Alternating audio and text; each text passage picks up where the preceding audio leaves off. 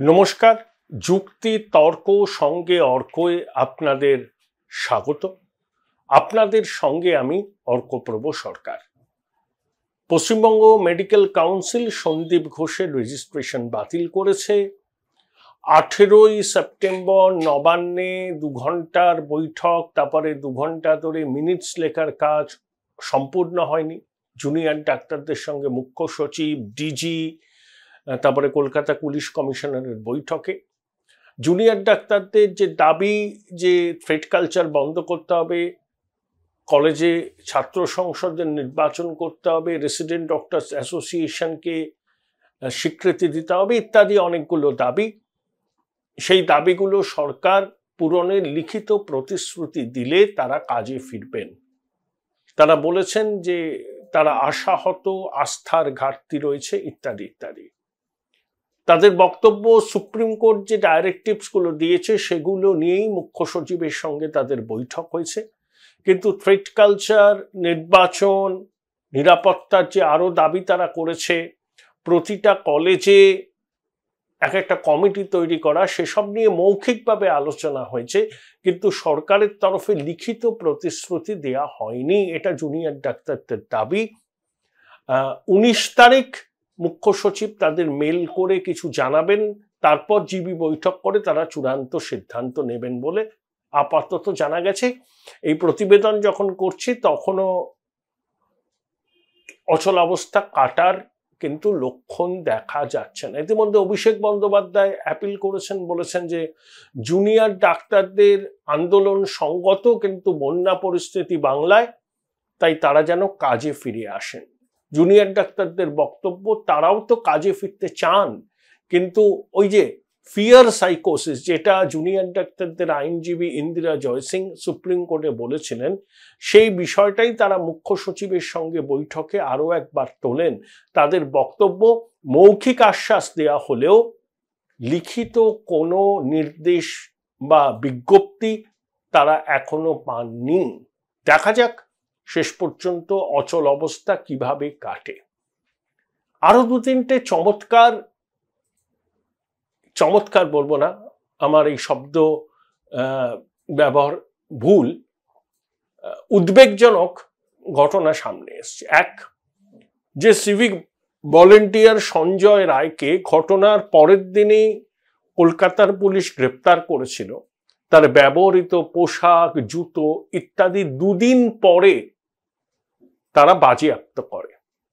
তাহলে ফরেন্সিক পরীক্ষায় তো তার পোশাক, জুতোর খুবই গুরুত্বপূর্ণ অংশ, তা সেগুলো 48 ঘন্টা বাদে কেন সংগ্রহ করা হয়েছিল, এরকম একটা খবর কিন্তু আসছে যে 48 ঘন্টা সময় লেগেছিল সঞ্জয়ের পোশাক, জুতো বাজেয়াপ্ত করতে কলকাতা পুলিশের। এই খবর সত্য না মিথ্যা আমি জানি না, কিন্তু বিভিন্ন সংবাদ মাধ্যমে এই খবরটা বেরিয়েছে। 48 ঘন্টা বাদে যাকে আপনি বলছেন যে মূল অভিযুক্ত, তার ব্যবহৃত পোশাক, জুতো সংগ্রহ করা হলো না, 48 ঘন্টা লেগে গেল। এখানেই অনেক রকম প্রশ্ন আসছে। তারপরে দেখুন, সিবিআই তিলোত্তমার পরিবারের সদস্যদের সঙ্গে কথা বলেছে। তাদের আইনজীবী বৃন্দা গ্রোভার একটা চিঠি প্রধান বিচারপতির হাতে তুলে দেন। প্রধান বিচারপতি বলেন যে এই চিঠির যা বয়ান, সেই বয়ানের মধ্যে অনেক ক্লু আছে, সিবিআই যেন সেগুলোকে যথাযথ গুরুত্ব দিয়ে তদন্ত করে। তো সিবিআই এর আধিকারিকরা তিলোত্তমার পরিবারের সদস্যদের, বিশেষ করে বাবা মার সঙ্গে কথা বলে আরো তথ্য সংগ্রহের চেষ্টা চালাচ্ছে। 27শে সেপ্টেম্বর শুক্রবার সুপ্রিম কোর্টে আবার শুনানি, সম্ভবত আরো একটা স্ট্যাটাস রিপোর্ট সিবিআই জমা দেবে। দেখুন, দুর্নীতি সঙ্গে এই হত্যাকাণ্ড জড়িয়ে। আমরা বারবার প্রথম থেকে বলছি, তিলোত্তমা এমন কিছু দুর্নীতির কথা জেনে গিয়েছিলেন এবং সেগুলো তিনি ফাঁস করে দেওয়ার কথা ভেবেছিলেন, সেটা জানতে পেরেই তাকে এই পৃথিবী থেকে সরিয়ে দেয়া হয়। মাতৃজঠরের লজ্জা সন্দীপ ঘোষের তো নানাবিধ কীর্তি সামনে আসছে। দেখুন, সেই ট্রান্সজেন্ডারদের উপর অত্যাচার করত, এখন সব প্রকাশ্যে আসছে। কিন্তু সন্দীপ ঘোষ যে একটা দুরাত্মা, একটা দুর্বৃত্ত, এটা এতদিন কেউ বোঝেনি, বরঞ্চ তাকে পুরস্কৃত করা হলো। আরজি করে অধ্যক্ষের পদ থেকে ইস্তফা দেওয়ার কয়েক ঘন্টার মধ্যে ন্যাশনাল মেডিকেল কলেজের অধ্যক্ষ হিসাবে তাকে নিয়োগ করা হয়েছিল। অর্থাৎ মাতৃজঠরের লজ্জাকে সাম্মাইয়ার থেকে পাক সার্কাসে পাঠিয়ে দেওয়া হলো, মানে উদ্যোগ নেওয়া হয়েছিল, শেষ পর্যন্ত হয়নি, হাইকোর্টের নির্দেশ ছুটিতে যেতে বাধ্য হওয়া ইত্যাদি। কিন্তু শেষ মুহূর্ত পর্যন্ত সন্দীপ ঘোষকে আড়াল করার চেষ্টা তো স্বাস্থ্য ভবন করেছে, সবার আড়ালে থাকা গিটার বাদক তো করেছেন, এটা নিয়ে তো কোনো সন্দেহের অবকাশ নেই। ওয়েস্ট বেঙ্গল মেডিকেল কাউন্সিল বাধ্য হলো রেজিস্ট্রেশন বাতিল করতে, অর্থাৎ সন্দীপ আর এখন চিকিৎসা করতে পারবেন না। এই সমস্ত পদক্ষেপ আগে নেওয়া হলে আক্তার আলীর চিঠিকে যদি গুরুত্ব দেওয়া হতো, তাহলে আমার মনে হয় যে তিলোত্তমাকে অকালে এই পৃথিবী থেকে চলে যেতে হতো না। যারা খুন ও ধর্ষণের সঙ্গে যুক্ত তারা তো অপরাধী, কিন্তু যারা তথ্য প্রমাণ লোপাট করেছে, যারা ক্রাইম সিনের অল্টার করেছে, তারাও কিন্তু অপরাধী। আমি প্রথম থেকে বলে আসছি, আপনারাও নিশ্চয়ই সহমত, এই সন্দীপ ঘোষ অ্যান্ড অ্যাসোসিয়েট এরা কিন্তু মানবতার বিরুদ্ধে অপরাধ করেছে। এরা ভুয়ো ডাক্তার তৈরির কারখানা করে ফেলেছিল প্রায়। মেয়েটির গবেষণাপত্র অ্যাপ্রুভ করে দেবার জন্য 15 লক্ষ টাকা নাকি চাওয়া হয়েছিল, কিন্তু মেয়েটি দিতে রাজি হয়নি। সর্বত্র এই টাকার খেলা, এই সিন্ডিকেট রাজ, এক্সপায়ারি ডেট পেরিয়ে যাওয়া ওষুধ, ডেড বডি পাচার, অস্ত্রোপচারের সরঞ্জাম কেনায় দুর্নীতি, টাকার বিনিময়ে অনার্স, যার ফেল করার কথা সে নাকি গোল্ড মেডেলিস্ট হয়ে যাচ্ছে। সরকারি মেডিকেল কলেজ হসপিটালগুলোতে থ্রেট কালচার, উত্তরবঙ্গ লবির সুনজরে না থাকলে আপনাকে অশেষ দুর্ভোগের মুখে পড়তে হবে, তাই ভয়ে কেউ মুখ খুলতো না। প্রবীণ সাংবাদিক সুমন চট্টোপাধ্যায় তার বাংলা স্ফিয়ারে একটি চমৎকার প্রতিবেদন করেছেন। বলেছেন এ ধরনের সন্দীপ অন্যান্য মেডিকেল কলেজগুলোতেও আছে। এবার সময় এসেছে তাদের মুখোশ টেনে খুলে ফেলার। তিনি বলছেন যে আর আহমেদ ডেন্টাল কলেজের অ্যাক্টিং প্রিন্সিপাল ডক্টর তপন গিরির কথা। দেখুন, কিছুদিন আগে একটা ভিডিও ভাইরাল হয়েছিল, ফেসবুকে একজন ডাক্তারই করেছিলেন। ভিডিওটা সম্ভবত শীতকালে করা, সবার পরনে শীতের পোশাক, উত্তেজিতভাবে একজন আর আহমেদ মেডিকেল কলেজের সম্ভবত জুনিয়র চিকিৎসক সেই তপনগিরির দিকে আঙুল তুলে তার দুর্নীতির বিরুদ্ধে সরব হচ্ছেন, এবং তপনগিরি কাচুমাচু কিছু ব্যাখ্যা দেওয়ার চেষ্টা করছেন, কিন্তু সমস্বরে ছাত্রছাত্রীরা কার্যত তাকে তিরস্কার করছে। এই তপনগিরি 9 বছর ধরে অ্যাক্টিং প্রিন্সিপাল। আচ্ছা, বিভিন্ন কলেজে তো টিচার ইনচার্জকে প্রিন্সিপাল চলে গেলে দায়িত্ব নিতে হয় 3 মাস 4 মাস 6 মাস, তারপর একজন পার্মানেন্ট প্রিন্সিপাল আসে। এখানে 9 বছর ধরে অ্যাক্টিং প্রিন্সিপাল।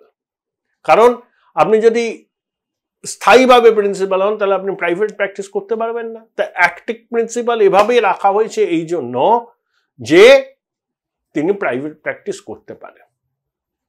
তিনি পশ্চিমবঙ্গ স্বাস্থ্য বিশ্ববিদ্যালয়ের ডেন্টালের ডিন, আবার মডার্ন মেডিসিনের এক মাতব্বর। তিনি দন্ত চিকিৎসক, তিনি মডার্ন মেডিসিনের মাতব্বর কি করে হলেন ওয়েস্ট বেঙ্গল হেলথ সায়েন্সের? তার সুযোগ্যা কন্যা কে নিয়েও বিস্তর প্রশ্ন উঠেছে। এবং তাৎপর্যপূর্ণভাবে এই গিরি গিটার বাদকের দন্ত চিকিৎসক। এই গিটার বাদকই হচ্ছেন নাটের গুরু। কিছুদিন আগে আনন্দবাজার পত্রিকায় সোমা মুখোপাধ্যায় 3টে প্রতিবেদন করেছিলেন, তাতে এক জায়গায় লিখেছিলেন এই মেঘনাদ বলছেন প্রভাবশালী তো স্বাস্থ্যটা বোঝে না, আমি যা বলি ও সেটাই করে। এবার বুঝতে পারছেন তো, ওই মেঘনাদ যা বলেন সেটাই নিয়ম, যদিও তিনি সরকারি স্বাস্থ্য পরিষেবার সঙ্গে যুক্ত নন। অর্থাৎ তার টিকিটই এভাবে ছোঁয়াতে যাবে না, তিনি আড়ালে আছেন, তিনি প্র্যাকটিস করেন, চেম্বার করেন। কালীঘাটের কাছে তার চেম্বার ছিল 81 সাল থেকে, সম্ভবত 1977 সালে উত্তরবঙ্গ মেডিকেল কলেজ থেকে MBBS পাশ করেছিলেন, তারপরে MS হয়েছিলেন বোধহয় আরো অনেকটা পরে, কিন্তু তখন জিপি হিসাবে কাজ করতেন, জেনারেল ফিজিশিয়ান।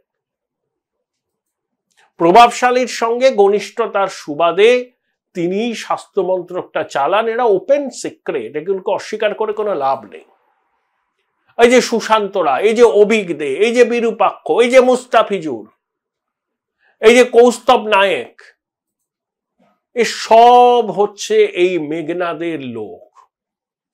পিরামিড স্ট্রাকচার, মাথার উপর তিনি, ধাপে ধাপে ধাপে ধাপে ধাপে বিভিন্ন লোকজন, এবং টাকা পয়সার ক্ষেত্রে সাম্যবাদ।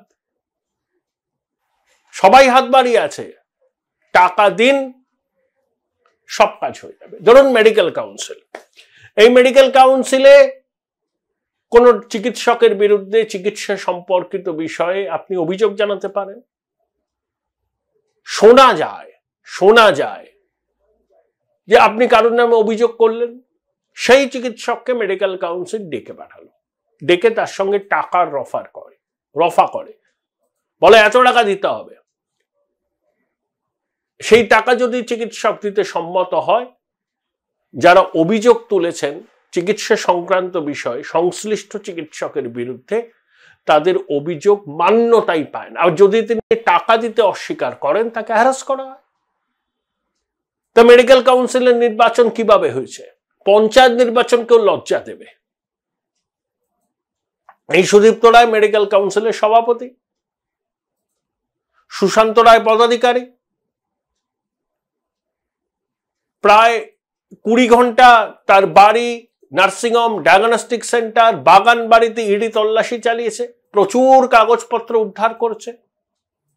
এই সুদীপ্ত রায় কিন্তু সবসময় প্রচার মাধ্যমের সামনে আসেন না, একটু নিবৃতে থাকেন, একটু আড়ালে থাকেন। তিনি আবার হেলথ রিক্রুটমেন্ট বোর্ডের একজন পান্ডা, স্মৃতির মোড়ে থাকেন, তাই আরজিকর মেডিকেল কলেজের রোগী কল্যাণ সমিতির চেয়ারম্যান। সন্দীপ ঘোষের পৃষ্ঠপোষক। তাকে আমি জানি না, হয়তো কঠোর পদক্ষেপ তার বিরুদ্ধে নেবে এজেন্সি। শুনলাম তপনগিরিকেও নাকি তলব করা হয়েছে। তাহলে সন্দীপ ঘোষ এখন একটা প্রবাদ প্রতিম ফিগারে পরিণত হয়েছে, সবাই সন্দীপ ঘোষের কথা বলছে, এবং প্রতিদিন হরেক রকমের কিস্সা তার সম্পর্কে বেরোচ্ছে। একটা সঞ্জীব ঘোষের কথা আমরা জানতে পেরেছি, সরি মার্জনা করবেন, সঞ্জীব ঘোষ বেরিয়ে আছে। একটা সন্দীপ ঘোষের কথা আমরা জানতে পেরেছি, এরকম অনেক সন্দীপ ঘোষ রয়েছে পশ্চিমবঙ্গের স্বাস্থ্য পরিষেবার মধ্যে। তাদেরকে খুঁজে বার করা এখন আমাদের দায়িত্ব, তাদের মুখোশ টেনে খুলে ফেলার আমাদের দায়িত্ব। জুনিয়র ডাক্তাররা যে আন্দোলন করছেন, আমার মনে হয় সেই আন্দোলনের পরিধি, তারা বলছেন যে স্বাস্থ্য ভবনকে পরিষ্কার করতে তারা ঝাড়ু নিয়ে এসছেন, ঠিক আছে। Join Indian Institute of Hotel Management now. Right choice, right decision. Threat কালচারের বিরুদ্ধে তারা সরব হচ্ছেন, উত্তরবঙ্গ লবির বিরুদ্ধে সরব হচ্ছেন, কিন্তু প্রতিটা মেডিকেল কলেজ হসপিটালে এই রকম কাণ্ড কিন্তু ঘটছে। সেখানকার পান্ডা কারা, তাদেরকে তো চিহ্নিত করতে হবে। জুনিয়র ডাক্তাররা যেহেতু এই চিকিৎসা কাঠামোর অন্তর্গত, তারা ভালো জানেন সাধারণ মানুষের থেকে, তাই তাদেরকে সরব হতে হবে। দেখুন, কৌস্তব নায়ক একটা জায়গা থেকে একটা জায়গায় বদলি হয়েছেন, তাতে কি এসে গেল? তিনি স্বাস্থ্য ভবনেই থাকবেন, অন্য চেয়ারে গিয়ে বসবেন। আপনি স্বাস্থ্য ভবনকে ঝাঁটা দিয়ে পরিষ্কার করতে চাইছেন, তাহলে এই লোকগুলো যদি থাকে, অন্য চেয়ারে বসলেও তাদের প্রভাব তো থাকবে। তাই আপনারা বলুন যে আর কে কে এই রকম মাতৃজঠরের লজ্জা আছে, যারা এখন লুকিয়ে আছেন, মুখটা লুকিয়ে আছেন, একটু পরিস্থিতি স্বাভাবিক হলেই দেখবেন তারা ফোঁস করছে আবার। আরজি করের তিলোত্তমার ধর্ষণ ও খুনের ঘটনার পরে আমরা তো জানতে পারলাম স্বাস্থ্যক্ষেত্রে দুর্নীতির বিস্তৃতিটা কত, সর্বব্যাপী দুর্নীতি। কোভিডের সময় সেই দুর্নীতির বহর আরো বেড়েছিল এবং উত্তরবঙ্গ লবির এই রমরমা কোভিডের ঠিক আগে তারা যা খুশি তাই করেছেন। নিয়ম কানুনকে বৃদ্ধাঙ্গুষ্ঠ দেখিয়ে, স্বজন পোষণকে চূড়ান্ত পর্যায়ে নিয়ে গিয়ে,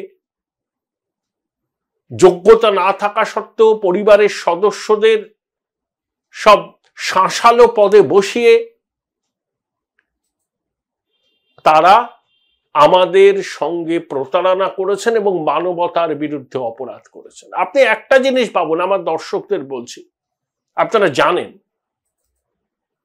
এই যে ধরুন খাদ্য দুর্নীতি, ধরুন শিক্ষক অশিক্ষক কর্মী নিয়োগে দুর্নীতি বা অন্যান্য দুর্নীতি, সেগুলো পিওরলি ফিনান্সিয়াল স্ক্যাম।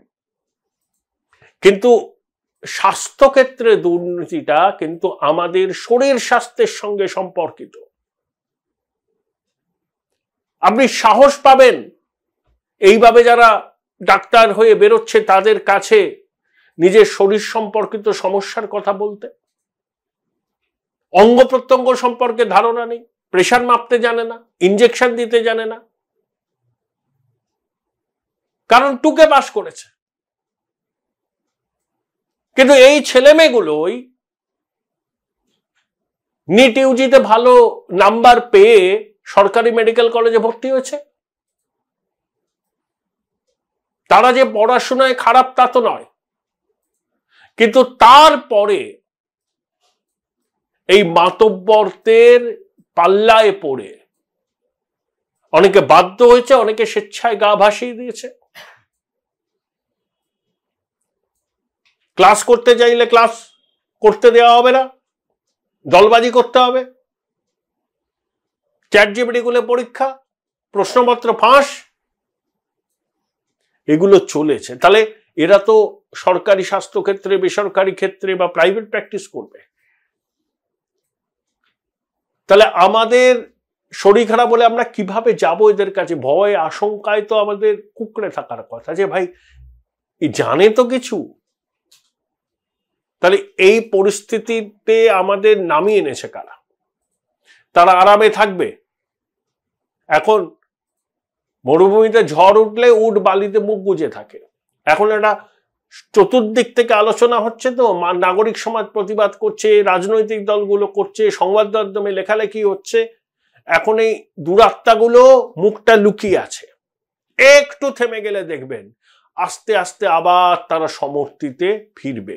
এরা যাতে সমর্থিতে ফিরতে না পারে, এদেরকে এক্সপোজ করুন, আপনারা এক্সপোজ করুন, বলুন এদের কীর্তির কথা। দরকার হলে তদন্তকারী সংস্থাকে গিয়ে জানিয়ে আসুন যে সন্দীপ ঘোষে শেষ হবে না, এরকম অনেক কিংবদন্তি সুলভ লোকজন আছে স্বাস্থ্য মন্ত্রকের আনাচে কানাচে, স্বাস্থ্য ভবনে, বিভিন্ন মেডিকেল কলেজে। সময়ের দাবি হচ্ছে তাদেরকে চিহ্নিত করে তাদের প্রকৃত স্বরূপ জনগণের সামনে তুলে ধরা। আন্দোলনকারী চিকিৎসকদের এই দায়িত্বটা নিতে হবে। বিড়ালের গলায় ঘন্টিটা তাদেরকেই বাঁধতে হবে। জনগণের সমর্থন আপনাদের সঙ্গে আছে, সেটা তো আপনারা দেখেছেন। আপনারা স্বাস্থ্য ভবনকে জঞ্জাল মুক্ত করতে চান, শুধু সন্দীপ ঘোষে থেমে থাকবেন না। এরকম অনেক সন্দীপ ঘোষ রয়েছে যাদের স্বরূপ জনগণের সামনে উন্মোচিত করার চেষ্টা করুন আপনারা। দেখুন, আরো দু একটা বিষয় ভীষণ অ্যালার্মিং। বিশ্বকর্মা পুজোর রাতে তপসিয়া এবং ক্রিস্টোফার রোডের ক্রসিং এ একজন কর্তব্যরত ট্রাফিক সার্জেন্ট, তার সঙ্গে একজন কনস্টেবল এবং একজন সিভিক ভলেন্টিয়ার, তারা নিজের কর্তব্য করছিলেন। 20 জন দুষ্কৃতী তাদের মারধর করে, বাইক ভাঙচুর করে, তাদের নাকি পুড়িয়ে মারার হুমকি দেয়। স্পর্ধা দেখেছেন? পুলিশকে কিন্তু ইন্ট্রোস্পেক্ট করতে হবে। তাদের উপর জনগণের আস্থা কেন বারবার টলে যাচ্ছে? দুষ্কৃতীদের এত স্পর্ধা হয় কি করে? কর্তব্যরত একজন ট্রাফিক সার্জেন্টকে তার কর্তব্য পালনে বাধা দিচ্ছেন। তিনি তো ডিউটি করছিলেন। মদ খেয়ে স্পিডে বাইক চালানো আমরা দেখি, শহরে দেখি, উৎসবের রাতে এগুলো আরো বেশি করে দেখা যায়। সেখানে একজন কর্তব্যরত পুলিশ আধিকারিক নিজের কাজ করছিলেন, তাকে কেন হুমকির মুখে পড়তে হবে? আমি আশা করব যে পুলিশ কঠোর পদক্ষেপ নেবে এবং প্রত্যেককে চিহ্নিত করে অ্যারেস্ট করবে এবং দৃষ্টান্তমূলক শাস্তি দেবে। আমরা কিন্তু পুলিশের বিরোধী নই, আমি তো নই। পুলিশ আমাদের সমাজের অংশ, কিন্তু পুলিশের এমন কিছু কাজকর্ম যেগুলো আমাদের বাধ্য করে প্রতিবাদ করতে। তারা যদি আইনের শাসন বলবৎ করতে উদ্যোগী হয়, আইন মানা নাগরিক হিসাবে সর্বতভাবে তাদের সহায়তা করব। আমি তো করবই, এবং আমি আশা করব আমার দর্শকরাও করেন এবং করবেন। এখন কলকাতা পুলিশের নিচুর তলায় ক্ষোভের পারদ চড়ছে।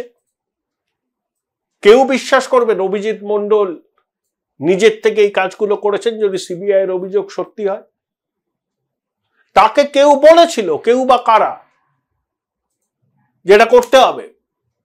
অফিসিয়াল আপনি ইনস্ট্রাকশন দেখাতে পারবেন না, সব এখন ফেস টাইমে হয়। কলকাতা পুলিশের সুনামে কলঙ্ক তো লাগলো, তাদেরই তো সহকর্মী। আর অভিজিৎ মণ্ডলের পরিবারের স্ত্রী এবং তার কন্যার ছবি দেখলাম, সাধারণ পরিবারের মানুষ। ঠিক আছে, পুলিশে চাকরি করেন তো কি হয়েছে? পুলিশে তো অনেকেই চাকরি করে। তার কন্যাকে এখন, তার স্ত্রীকে, তার পরিবারকে এখন সামাজিক অসম্মানের মুখোমুখি হতে হচ্ছে। তিনি অন্যায় করলে শাস্তি পাবেন। আমার প্রশ্ন হচ্ছে, যে অভিযোগগুলো সিবিআই তার বিরুদ্ধে করছে, তারা আদালতে তাদেরকে প্রমাণ করতে হবে। প্রথম কথা হলো, অভিজিৎ মণ্ডল কি স্বতঃপ্রণোদিত হয়ে সন্দীপ ঘোষের সঙ্গে হাত মিলিয়ে এই কাজটা করেছিলেন, নাকি তাকে করতে বলা হয়েছিল? যারা তাকে করতে বলেছিল তারা কেন আড়ালে? প্রশ্ন তো এটাই। তারা কি দায় ঝেড়ে ফেলতে পারেন? আমি অভিজিৎ মণ্ডলের কাজকে সমর্থন করছি না, কিন্তু আমার মনে একটা প্রশ্ন আছে, অনেকের মনেই আছেন। অভিজিৎ বাবু অন হিজ ওন করেছিলেন এই কাজটা, যেটা সিবিআই দাবি করছে, নাকি হি ওয়াজ কম্পেলড টু ডু? যদি না করেন, শাস্তির মুখে পড়তে হবে। তাই নিচুর তলার আধিকারিকদের অবস্থাটা না কিংকর্তব্য বিমূঢ়। তারা যদি মনে করেন যে ঊর্ধ্বতন কর্তৃপক্ষের এই আদেশ আমি মানব না, কারণ তাদের মনে হচ্ছে যে এই আইনসঙ্গত নির্দেশ নয়, তারা যদি সেটা না মানেন, শাস্তির মুখে পড়তে হয় বলে অনেক প্রাক্তন পুলিশ কর্তা বলেন, টিভি চ্যানেলে বলেন। আবার করলে পরে পরবর্তীকালে বিপদে পড়ার সম্ভাবনা, কারণ এগুলো তো লিখিত ইনস্ট্রাকশন থাকে না, সব ফেস টাইমে বা মৌখিকভাবে। হাওড়া পুলিশ কমিশনারেট তাদের ট্রাফিকের ওসি, থানার ওসি, কন্ট্রোল রুমে যারা অন্যান্য আধিকারিকদের সমাজ মাধ্যমে তাদের কি কি ব্যক্তিগত অ্যাকাউন্ট আছে তার টিকুজি কুলিজি চেয়েছে। এটা নিয়েও ক্ষোভ বাড়ছে পুলিশ মহলে, কারণ ফেসবুক, টুইটার, ইনস্টাগ্রাম, ইউটিউব অনেকেই খোলেন, ব্যক্তিগতভাবে অপারেট করেন। তা সেগুলোর অ্যাক্সেস কেন পেতে চাইছে পুলিশ, মানে পুলিশের শীর্ষস্তর? এ নিয়ে কিন্তু একটু জল ঘোলা হচ্ছে।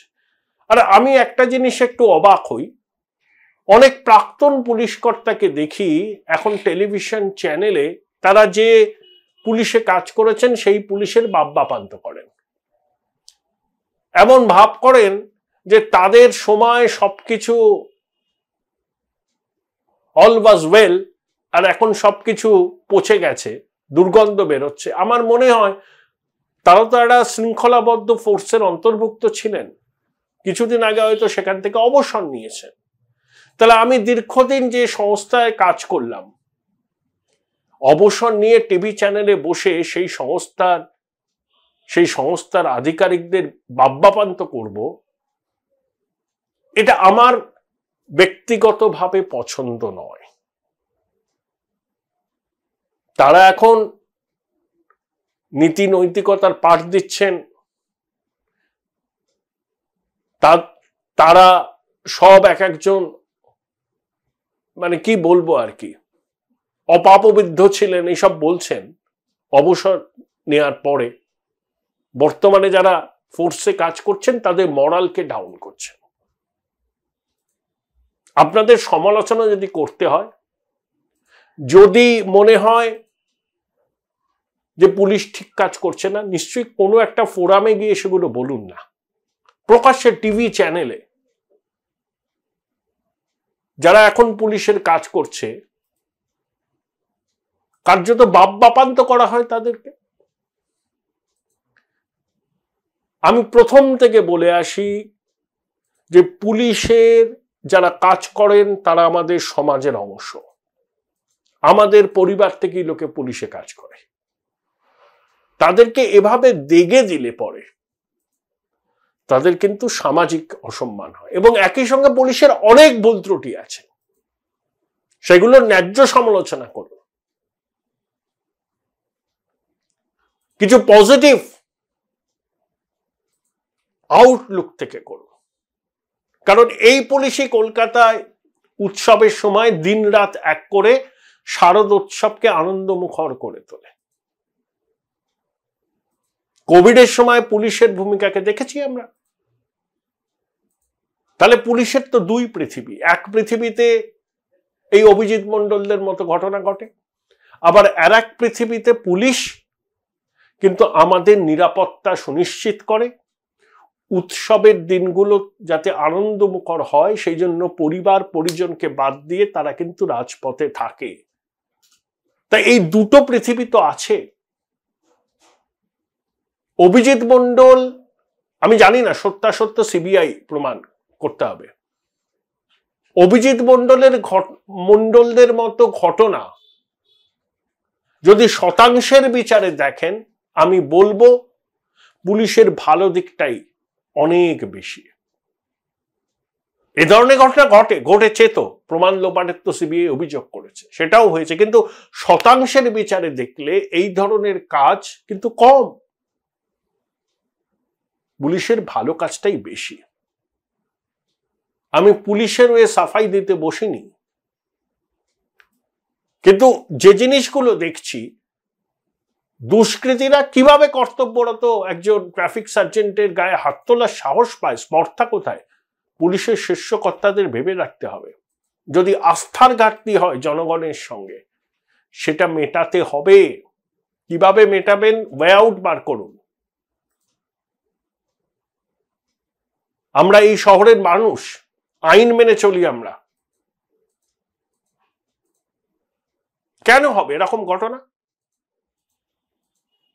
আস্থার ঘাটতি তৈরি হলে দুষ্কৃতীরা সুযোগ নেবে।